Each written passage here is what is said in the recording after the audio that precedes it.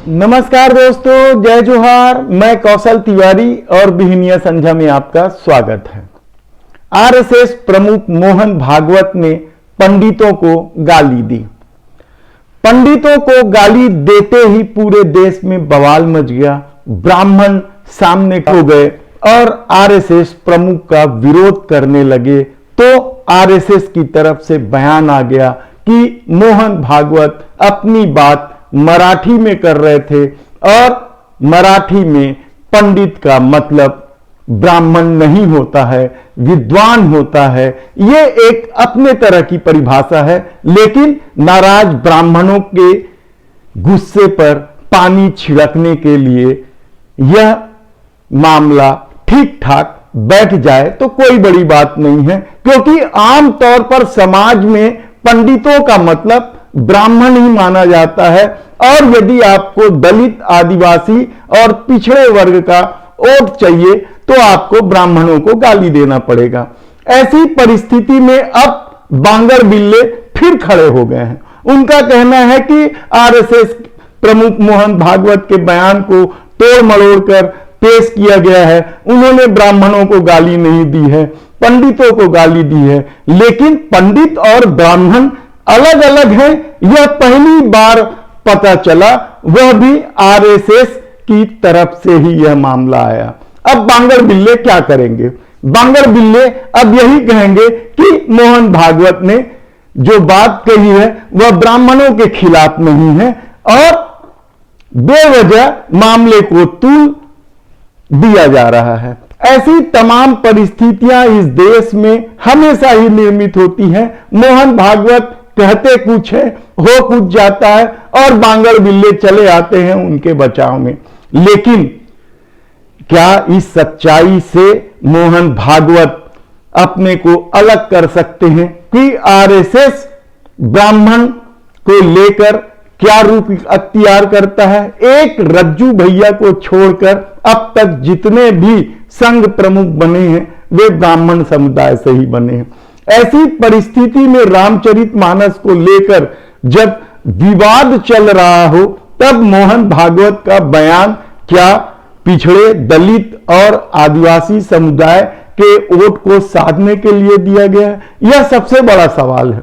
लेकिन अब चूंकि संघ की तरफ से कह दिया गया है कि पंडित और ब्राह्मण अलग अलग हैं, पंडित का मतलब विद्वान है, ब्राह्मण नहीं होता है, तब बांगर बिल्ले अब बिलबिलाने लगे हैं। यह मुसीबत तो मोदी सरकार पर आने ही वाली है, लेकिन इससे इतर दूसरी मुसीबत योगी आदित्यनाथ ने ला दी है। स्मार्ट मीटर के मामले में जो नीलामी हुई थी मध्यांचल में, उसे उन्होंने रद्द कर दिया। यह ठेका अदानी को मिला था।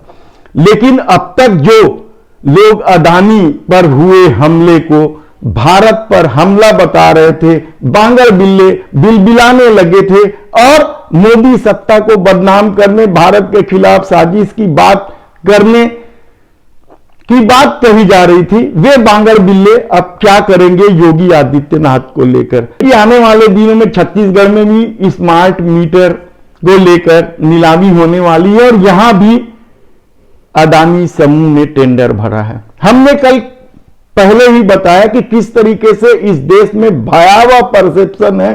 चूंकि बीट अदानी के पास ही जाना है, इसलिए बहुत सारी कंपनियां इसमें पार्टिसिपेट करती ही नहीं है।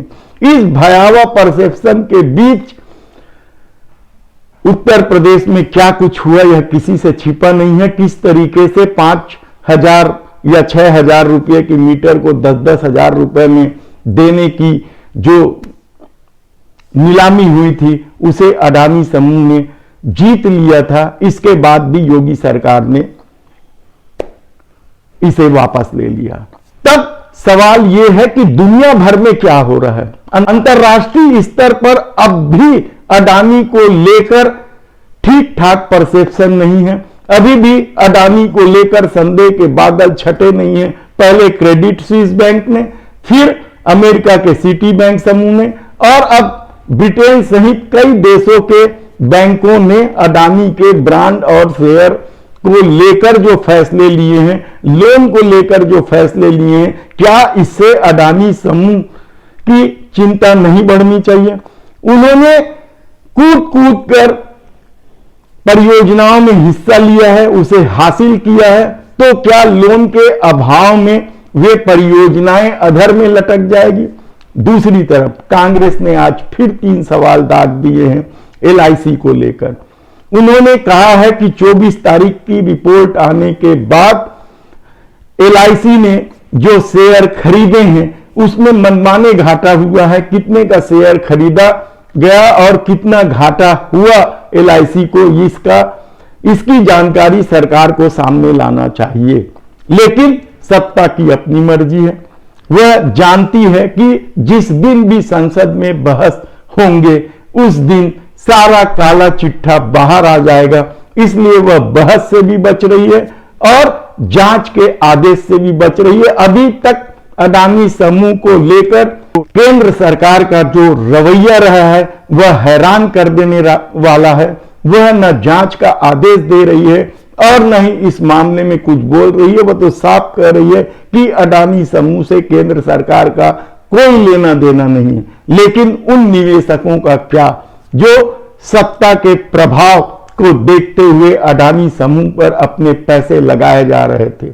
ऐसी तमाम परिस्थितियां जब निर्मित होने लगी है और लगातार संसद से लेकर कल तो सड़क तक भी अडानी के खिलाफ प्रदर्शन हुए हैं, मोदी सत्ता के खिलाफ प्रदर्शन हुए हैं, तो एक सवाल और उठने लगे हैं कि क्या आने वाले दिनों में यह मामला इतना तूल पकड़ेगा कि वह बफौर्स कांड बन जाएगा, अडानी कांड हो जाएगा? क्योंकि सवाल केंद्र सरकार के रवैये का है। वह अब तक हर मामले में जांच से बचती रही है और राष्ट्रीय सुरक्षा और हिंदुत्व के आड़ में अपराध को पनपने दिया जाता है। इस दौर में कहा जाए तो गलत नहीं होगा, लेकिन कांग्रेस अड़ी हुई है। राहुल गांधी ने कल जिस तरीके से खुलेआम मोदी सरकार पर आरोप लगाए हैं, देश के प्रधानमंत्री नरेंद्र मोदी पर हमला किया है और कहा है कि वे इस मामले को लेकर पूरे देश में सड़क की लड़ाई लड़ेंगे, तो क्या आने वाले दिनों में यह लड़ाई और तेज होगी? मोदी सरकार के लिए मुसीबत और खड़ी होगी। सकते में है सब कोई। शायद यही वजह है कि भाजपा इस मुद्दे को हर हाल में जल्द से जल्द सुलझा लेना चाहती है, लेकिन जिस तरीके से अंतर्राष्ट्रीय स्तर पर नए नए फैसले हो रहे हैं समूह के खिलाफ और देश में जिस तरीके से दबाव बन रहा है, देखना होगा कि आने वाले दिनों में क्या कुछ होता है। धन्यवाद।